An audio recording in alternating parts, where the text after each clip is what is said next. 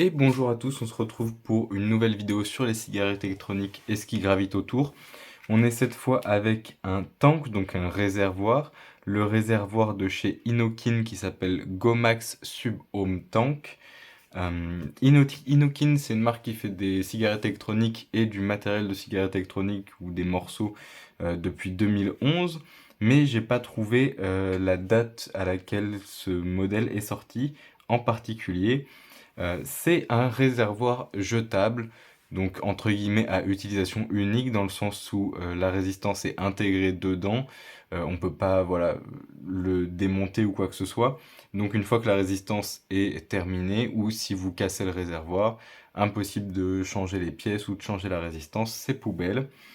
On est sur une résistance de 0,19 ohms pour 60 à 80 watts. On a une contenance pardon, de 5,5 millilitres. On a ici les informations sur Inokin France, donc si jamais voilà, il y a un retour à faire, positif, négatif, un contact, etc. On a ici l'intérieur, oh là, il est déjà un peu sale, euh, l'intérieur du carton. J'arriverai pas à l'enlever comme ça, ok, à savoir le réservoir Gomax donc et un guide de démarrage rapide. J'ai déjà ouvert le carton, il s'agit tout simplement d'une très très petite notice. On a bien entendu les pictogrammes, donc interdit aux femmes enceintes, recyclable, ne pas jeter à la poubelle, fumer est interdit aux moins de 18 ans, etc. Ici, on va avoir le code barre, la couleur, donc la transparent, fabriqué en Chine, le petit scratch d'Inokin avec le badge, la licence, les informations légales, si on veut. On va venir ouvrir du coup, hop, cette petite boîte. On trouve à l'intérieur, donc comme indiqué, le réservoir transparent et la petite notice que j'ai pas su remettre correctement dedans. Je vérifie que ce soit bien au centre, pas du tout. Voilà. Donc sur la petite notice, on nous apprend comment remplir le réservoir. Donc ça, je vais vous montrer, c'est tout con. On pousse le haut, un petit peu comme sur le Melo 4 par exemple, en réservoir classique. Et ils nous disent d'attendre à peu près 5 minutes après avoir rempli le réservoir que la mèche s'imbibe bien. Et de l'autre côté, on va avoir uniquement les informations techniques du réservoir, qui sont intéressantes du coup dans ce cas-là, avec une résistance à matrice pardon, Plex 3D. Donc en l'occurrence, je ne connais pas ces résistances, j'ai voulu faire un peu de recherche, j'ai pas trouvé grand-chose d'intéressant.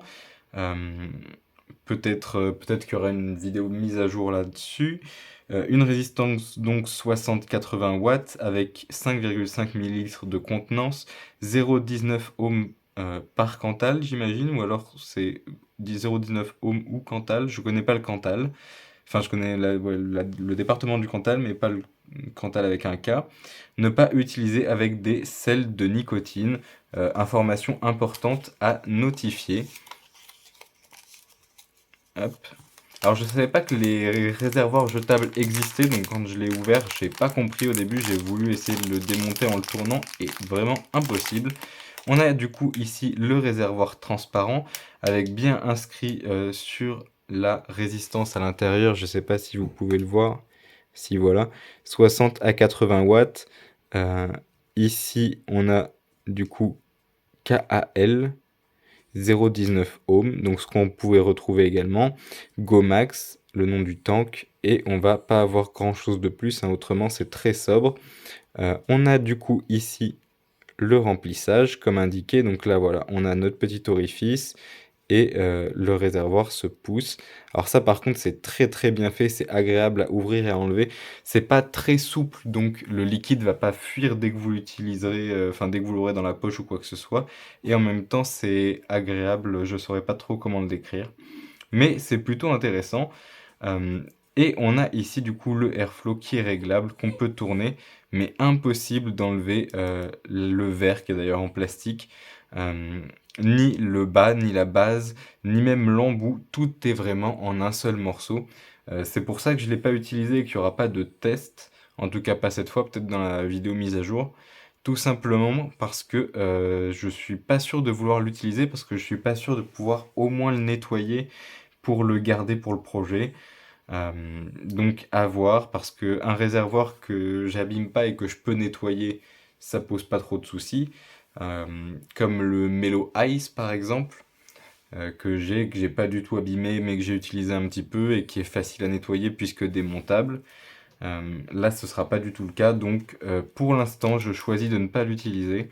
Donc je saurais pas vous dire si la résistance à matrice Plex 3D est vraiment intéressante en termes de rendu de saveur ou pas, ou en termes de rendu de texture. Mais c'est important à noter.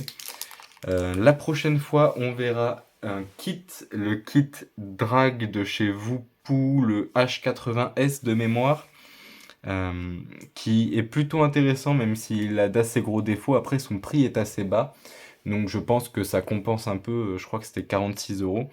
Là, en l'occurrence, pour ce réservoir, je l'ai vu disponible à 3,60 € le réservoir.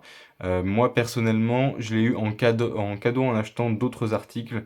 J'en ai eu deux comme ça, un noir et un transparent. Malheureusement, le noir, je l'ai pas avec moi, sinon je vous l'aurais montré en même temps. Le noir qui est d'ailleurs aussi transparent, hein, ce serait plutôt transparent noir, mais bon, c'est comme ça. Euh, du coup, je l'ai aussi en noir, et j'ai eu le blanc en achetant des accus, et le noir en achetant, je ne sais plus, peut-être bien le chargeur d'accu, parce que j'ai fait deux commandes séparées. Autant dire qu'il vaut pas très très cher. Je sais pas si c'est vraiment utile. Pour moi, un réservoir jetable, c'est un peu abusé, même s'il est recyclable. Euh, c'est un peu abusé. On va se laisser là-dessus. Je vous dis merci à tous, hop, et bonne journée.